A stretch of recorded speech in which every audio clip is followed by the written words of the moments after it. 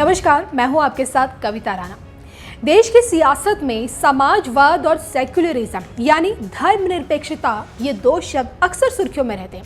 अभी पीएम मोदी के अयोध्या दौरे को ही देख लीजिए। सियासी पार्टियां सेक्युलरिज्म की दुहाई देकर कह रहे हैं कि पीएम मोदी को अयोध्या नहीं जाना चाहिए। ये संविधान की शपथ का अपमान होगा, क्योंकि संविधान की प्रस्तावना में बताया गया है कि भारत एक धर्मनिरपेक्ष यानी कि सेक्युलर देश है। लेकिन अब सेक्युलर शब्द के साथ ही समाजवाद शब्द को भी संविधान की प्रस्तावना से हटाने की मांग होने लगी है। सुप्रीम कोर्ट में तो याचिका भी दाखिल कर दी गई है। हालांकि तर्क कुछ और दिया गया है।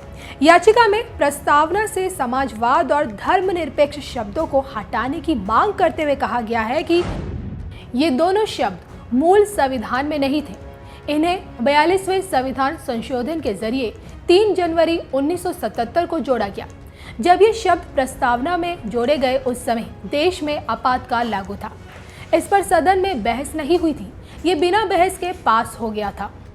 याचिका में आगे कहा गया, संविधान सभा के सदस्य केटी शाह ने 3 बार धर्मनिरपेक्ष शब्द को संविधान में जोड़ने का प्रस्ताव दिया था, लेकिन तीनों बार संविधान सभा ने प्रस्ताव खारिज कर दिया था। BR अम्बेडकर ने भी प्रस्ताव का विरोध किया था।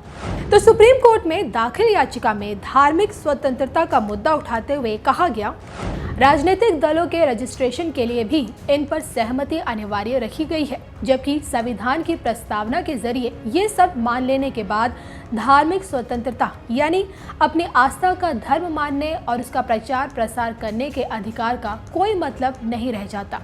ये दो शब्द उसमें संवैधानिक बाधा बन जाते हैं। सेक्युलरिज्म और सोशलिज्म को राजनीतिक विचार बताते हुए कहा गया कि ये राजनीतिक विचारधारा देश के नागरिकों पर थोपी जा रही है। तो सुप्रीम कोर्ट में ये याचिका 3 लोगों ने वकील विष्णु शंकर जैन के जरिए दाखिल की है। याचिकाकर्ता बलराम सिंह और कुरुनेश कुमार शुक्ला पेशे से वकील हैं।